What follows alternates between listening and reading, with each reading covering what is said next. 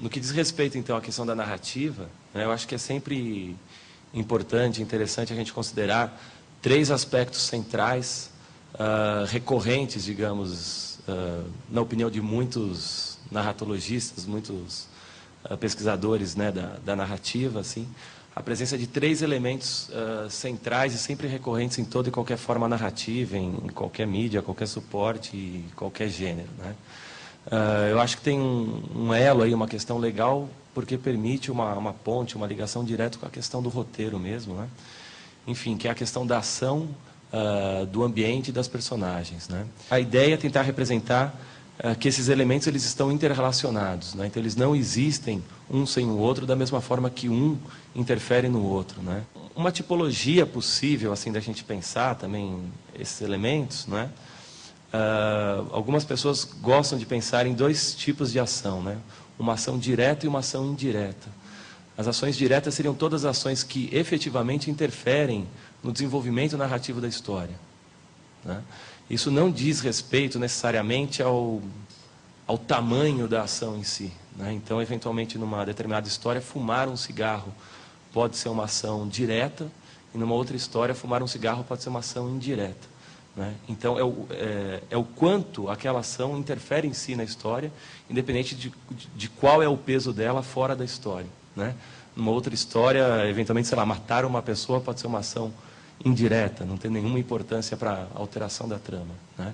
Então, as ações diretas são todas aquelas ações que efetivamente têm a possibilidade de alternar, né, mudar o rumo narrativo de uma história. Isso não significa que as ações indiretas não tenham importância, né? Então, elas podem ser utilizadas para uma série de outras questões que a gente vai até retomar aqui mais no final. Mas, por exemplo, o simples fato da personagem dizer alguma coisa parada ou andando, né, coçando a cabeça ou com as mãos cruzadas e assim por diante, né, são ações indiretas, mas que podem ser usadas para transmitir informações adicionais complementares, né? Então, as ações indiretas elas podem ter essa função, né, de auxiliar na narrativa.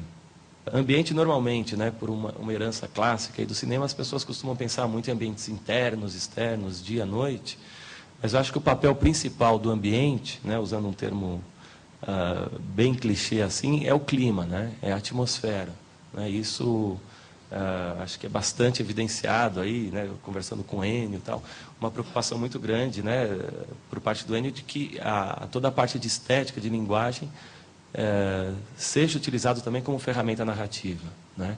Então é interessante pensar por que essa sala tem um pé direito mais alto, por que é mais baixo, por que a parede é azul, por que as formas dos móveis são mais arredondadas ou mais retas, né? Então o ambiente nesse sentido ele deve ser sempre pensado composto com os objetos de cena, com a cenografia, enfim, como clima. Falar da personagem, em última análise, né, a gente está falando sempre do homem, né? Mas eu acho que uma maneira inicial de se pensar a personagem, ainda não entrando, né, na questão da dinâmica visual, né, é pensar um pouco essa personagem no perfil psicológico, né? E eu acho que uma maneira de pensar o perfil psicológico da personagem, né, quer dizer, talvez existam milhares, milhões de maneiras, mas uma maneira possível de se pensar seria pensar como essa personagem existe em 3 esferas, né? Quer dizer, a esfera pública, a esfera pessoal e a esfera privada. Qual a imagem dessa personagem num ambiente público, né? Então, como que essa personagem é vista por outras pessoas e como essa personagem se comporta num clube, num ambiente de trabalho, enfim, em um lugar onde ela é mais uma pessoa. A esfera pessoal é quando essa personagem ela já está recolhida ao nível das pessoas mais próximas, né? Então, não os colegas, mas os amigos, os familiares, né? Então, eventualmente, essa personagem ela pode ter, digamos, numa esfera pública, no trabalho, enfim, que as pessoas não conversam muito com ela, as pessoas podem ter uma impressão de que ela é uma pessoa arrogante, enfim, metida, qualquer coisa, né? E numa esfera pessoal, na verdade, isso pode se revelar uma timidez, né? Então, na verdade, a personagem não é arrogante, não é metida, ela é tímida, né? Então, os poucos amigos que ela tem, ela é uma pessoa extrovertida, legal, mas ela não é uma pessoa que puxa papo com quem ela não conhece, etc, etc. Então, quer dizer, a pessoa age de uma maneira diferente e ela é vista também diferentemente por pessoas que estão um pouco mais próximas, né? E por fim, né, a esfera privada, então, que aí seria os segredos, digamos, mais íntimos da personagem, né? Então, muitas vezes aquilo que está naquele cofrinho, naquele baú dentro dela e que talvez ela não tenha claro nem para ela, que ela não compartilhe com outras pessoas. Então, é possível a gente pensar em 3 grandes modelos ou estruturas de série, né? Então, uma primeira é justamente essa linear, em que há um encadeamento, quer dizer, a pessoa ela precisa assistir o episódio 1 para depois assistir o 2, o 3, o 4 e assim sucessivamente. Então, muitos projetos, né, já ouviram aí, não, né, do ponto de vista da comercialização, que esse pode ser um elemento restritivo, né? Então, visto que as emissoras reprisam nem sempre na mesma ordem, então você diminui o potencial da janela de exibição, né? Uma outra forma seria justamente uma exibição mais autônoma, quer dizer, cada episódio tem plena autonomia em relação ao outro, tá? Então, eles podem ser exibidos em qualquer ordem, né? E isso não causa um problema. Então, do ponto de vista da janela, isso seria o mais indicado, né? Porque aquele episódio ele pode ser reprisado várias vezes, tá? E há uma outra possibilidade temática, que é quando você tem você não tem exatamente, você tem algo em comum entre todos os episódios, mas isso é uma coisa muito, muito sutil, né? Então, ele continua tendo até essa autonomia de exibição, quer dizer, não precisa ser exibido 1, 2, 3, 4, mas não existem elementos recorrentes entre os episódios. Mesmo assim, ainda se configura como uma série. Então, você não tem necessariamente a repetição de personagens, a repetição de ambientes, e muitas vezes nem o mesmo diretor que dirige os episódios. Um aspecto que eu considero assim central para se pensar a série é a questão das personagens, né? Então, há uma expressão assim, né, muito dita lá nos Estados Unidos, que a série é character driven, né? Ela é conduzida pela personagem, né? Então, é necessário, né, uma atenção muito especial às personagens da série, tá? Então, como sugestão, quer dizer, além de pensar na personagem, naquelas 3 esferas, né, na esfera pública, pessoal e privada, é desejável, né, ter uma ficha biográfica da personagem. Então, claro que essas coisas muitas vezes não existem num papel, né? Então, você vai lá e o cara abre uma pasta arquivo, está aqui a ficha da minha personagem e tal, né?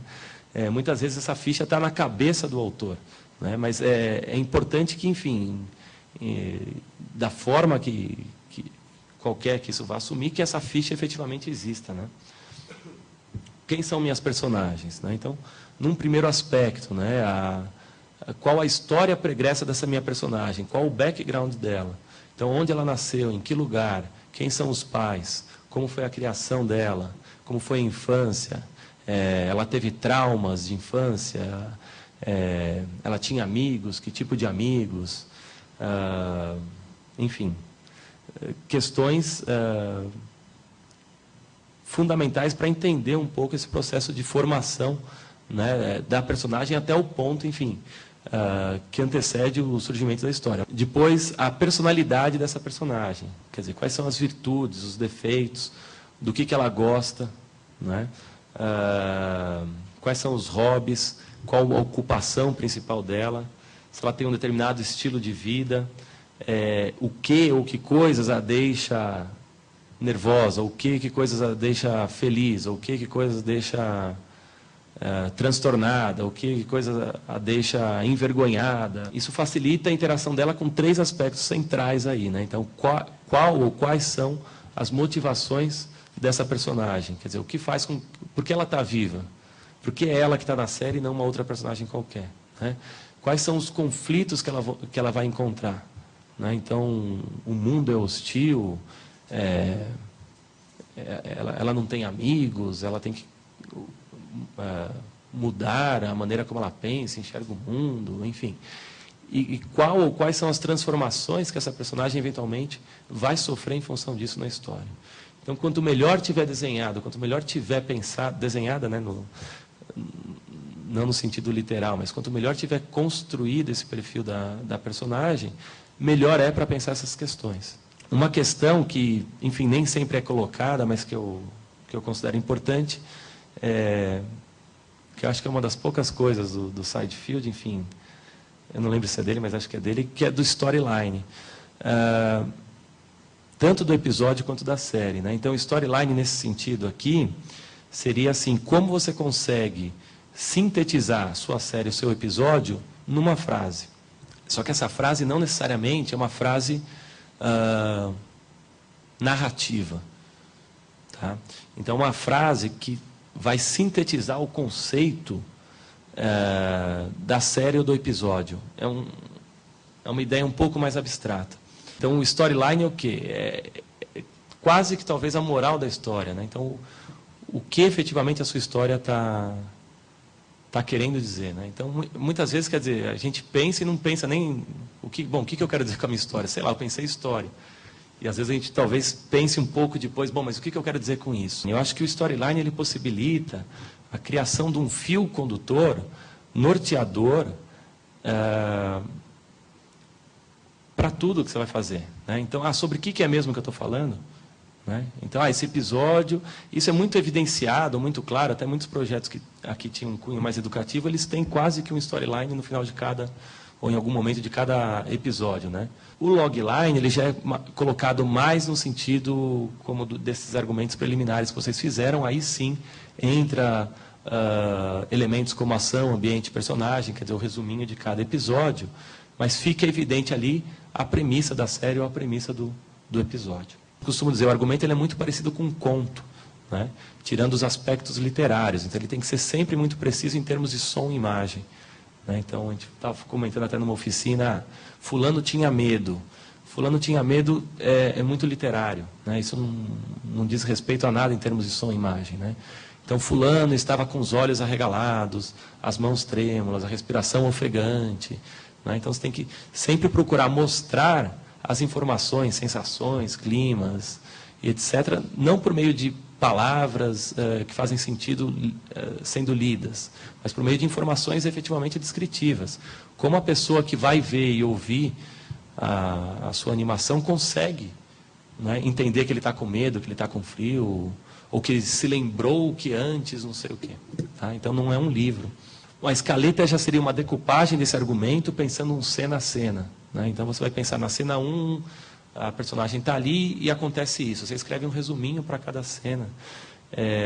Eu acho que o legal da escaleta é porque muitas vezes você já vê, bom, eu tenho 11 minutos e eu tenho 33 cenas.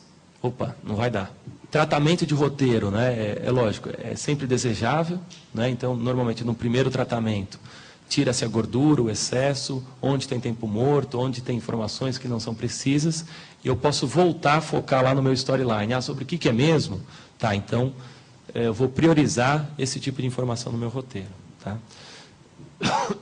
Um outro tratamento que eu acho interessante, né, é um tratamento reverso, quer dizer, você procura olhar o seu roteiro de trás para frente.